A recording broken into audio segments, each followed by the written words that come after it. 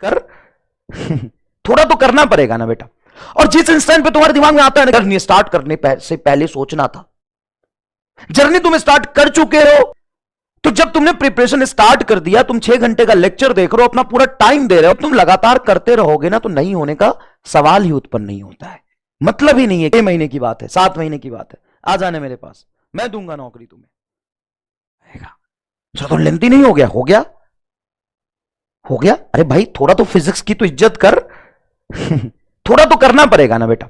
और जिस इंस्टेंट पे तुम्हारे दिमाग में आता है ना कि अरे सर कैसे कर पाऊंगा, मेरे से नहीं हो पाएगा, क्या बहुत मुश्किल लग रहा है, एक बात बताओ, ईमानदारी से एक बात बताओ, मैंने उस दिन तुम्हें बोला कि तुमसे हो ही नहीं सकता, तुमसे नहीं होगा, या कोई तुम्हारे पड़ोसी, तुम्हारे भैया या तुम्हारा दोस्त तुमसे कहता है कि तुमसे नहीं हो पाएगा, बुरा लगता है?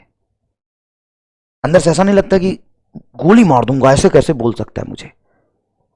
तुम अपने जगह पे बिल्कुल सही हो, कैसे कोई तुम पर उंगली उठा सकता है? ये तो बहुत गलत है।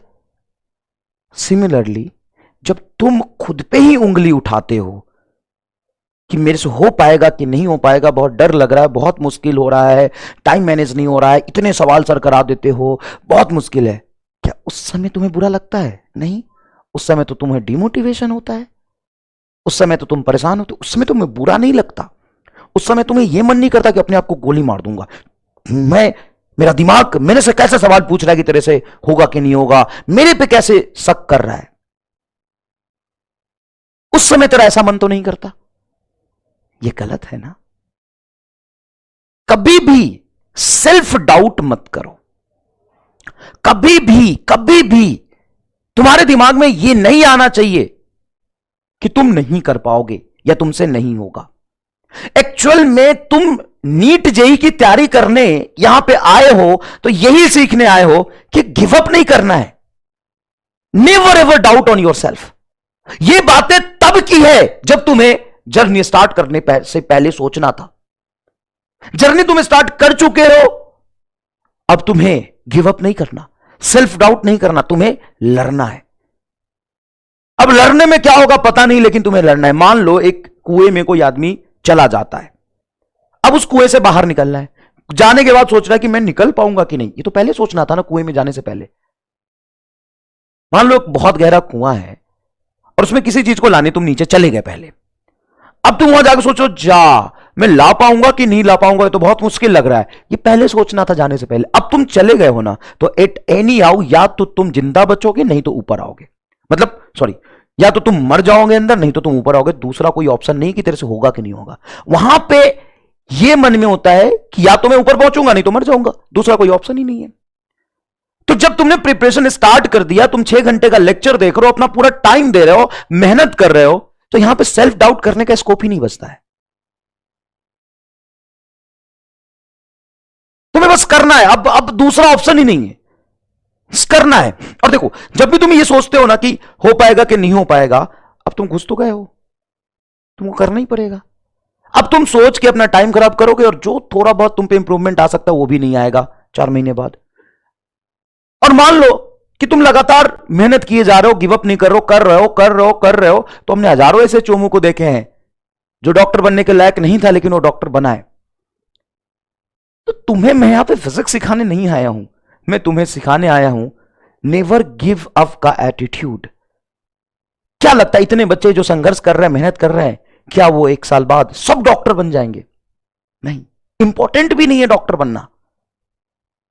लाइफ में सक्सेसफुल होना इंपॉर्टेंट है, और सक्सेसफुल इंसान का पहला एटीट्यूड होता है नेवर गिव अप।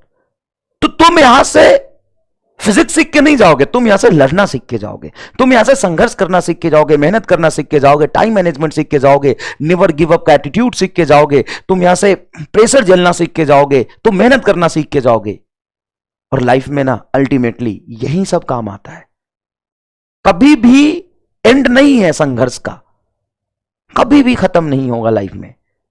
तो इंपॉर्टेंट यह है कि तुम इन सब चीजों को देख सीखो, अच्छे डायरेक्शन में अपने लाइफ को लेके जाओ।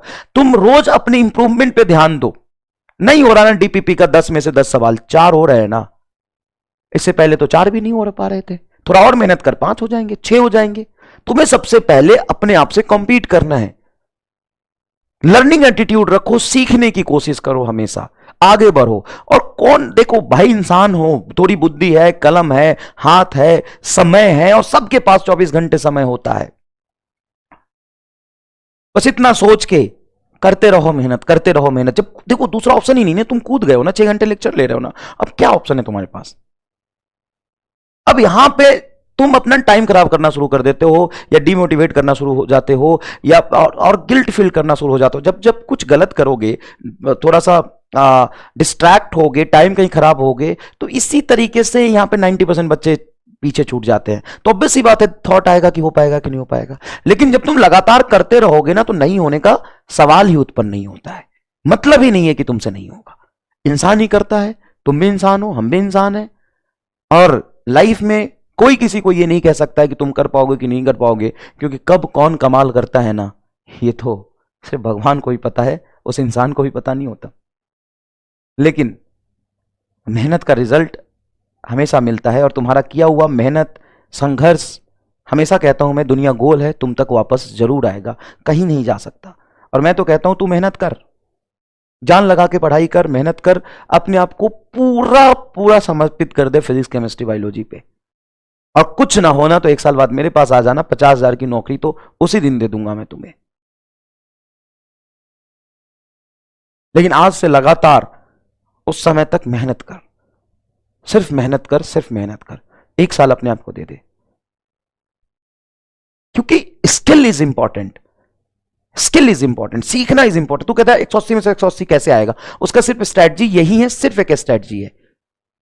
चाहे वो बायोलॉजी में 360 में से 360 कैसे आएगा, फिजिक्स में 180 में से 180 आएगा, केमिस्ट्री में 180 में से 180 कैसे आएगा, उसका सिर्फ एक स्ट्रैटेजी है, नंबर के पीछे नहीं, सीखने के पीछे, सही डायरेक्शन में, हाईली सेलेक्टिव होके। ऐसा भी नहीं कि कुछ भी पढ़ रहे हैं, क्या पढ़ना है क्या नहीं पढ़ना है, सिस्टमैटिक तरीके से, हाईली सेलेक्टिव होके, फोकस रह के, बिना कुछ सोचे समझे, आइसोलेट होके पढ़ते रहो।